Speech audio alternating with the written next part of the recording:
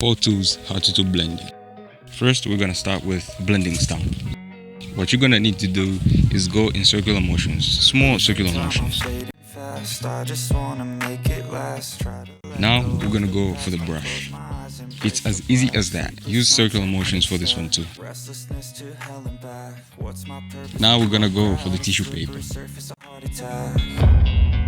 And sometimes you just gotta believe there's something that'll give you relief. And now the cotton bud. Use small circular motions. What you need. Thank you so much for watching this video. If you like it, leave a like, subscribe, turn on the notifications, and I'll see you guys in the next video.